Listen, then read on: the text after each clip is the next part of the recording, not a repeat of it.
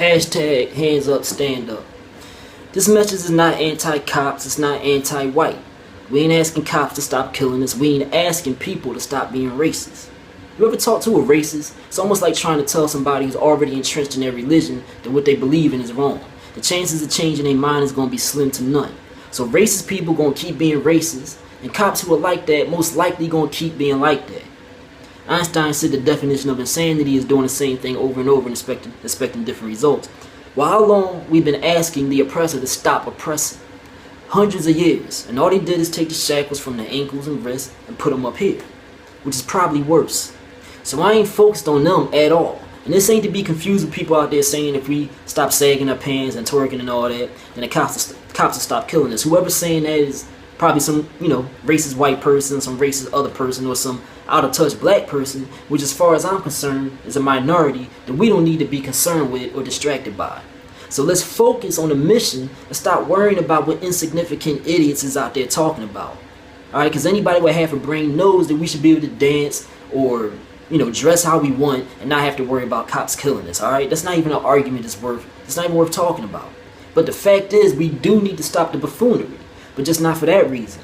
It's because the only way to stop this mistreatment from happening, the only way, is to gain power. Because they don't respect the power in the black community. The only way to gain power is to unite. Because they are definitely a united front, and they're battle tested too.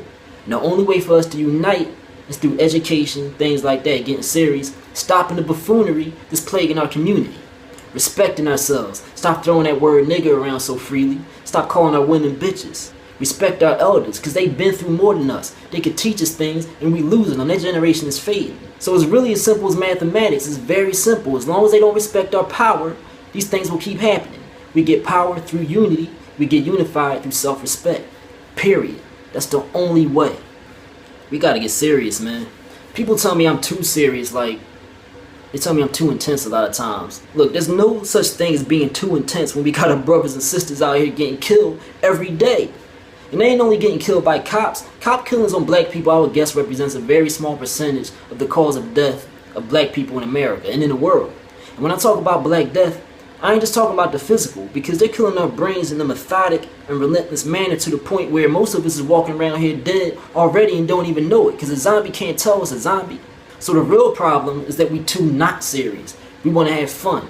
We want to be able to chill and turn up and all that. Well, that's cool. You can still have fun. You can still turn up and still be an intense and serious person considering what's going on out here in the world these days, because I believe in balance, you know what I'm saying? But this is fun.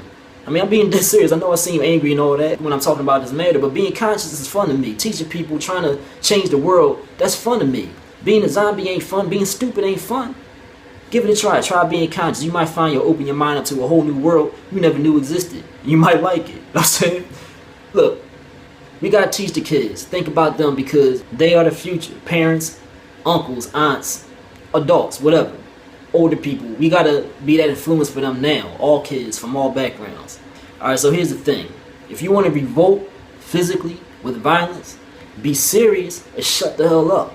Now I don't mean to be harsh, but sit the hell down, behave, right? Because I wonder how many of y'all is really willing to shed blood for this. That's what a revolution like that gonna turn into, right? Shedding blood, real blood in the streets. Being ready to let go of everything you hold dear. Being willing to accept that your kids might be growing up without their parents. Or your parents may lose their kids. You a jealous person because your lovers might be having to move on and find another mate, and so forth. I mean, you ready for that? But furthermore, who are you killing? Who's the target? Which cops you gonna shoot? All of them? Which white people are the racist ones you targeting? Because some of them gonna be standing right next to us on this cause, right? Walking with us. And we need all the heads we can get. So how you gonna identify the racist ones? They got stamps on their foreheads? How you identify the oppressor? And look, cops gotta chill, man. Ain't no doubt about that. Alright? They ain't more afraid than the citizens. Terrified. Sickened by that power they think that badge give them. No damn training. But this been going on for decades. We know that. But cop killing ain't the way to do it. How many of y'all really willing to live in a world without law enforcement? I mean, the truth is, cops let a lot of stuff go in the hood. They don't care if black people kill black people for the most part. It's a shame. I'm just speaking the truth, alright? But trust me, there's still a difference between that and there being no law enforcement. So how many of y'all really ready to live in a world that will be like that movie, The Purge? You trust your people that much? Which brings me to the point of hands up, stand up, all right? Because we really should be able to trust our people that much. So, do you know who the oppressor is? How do you identify the oppressor? I know who the oppressor is, but I couldn't point him out in a lineup unless he identified me first. The only target we can identify is ourselves. So we need to work on ourselves. Revolt in an intelligent way. Take their power away starting at the top. Economic revolution, stuff like that. Stop supporting the BS music. Support black business. Stop supporting the BS entertainment. Stop giving all your money back to the people who you're asking to change while they're putting that money right back into the constructs that's keeping you a slave. This is what I mean. Stop worrying about them. They ain't listening to you. Stop being so consumed by your churches and masses that you can't come together for a common cause and realize there's a world in the here and now to worry about salvaging. Because this is the oppressor's warfare, man. Psychological. Keeping us distracted and separate in every way imaginable. Hitting us from all angles. Music, TV, religion. And they are united. Fighting that war every damn day. We ain't just getting assaulted by cops. Every time you turn that urban music radio station on, you getting shot. And the camouflage they putting on is the skin of our own people. Hands up, stand up. Taji Akib, 2 fingers, 1 love.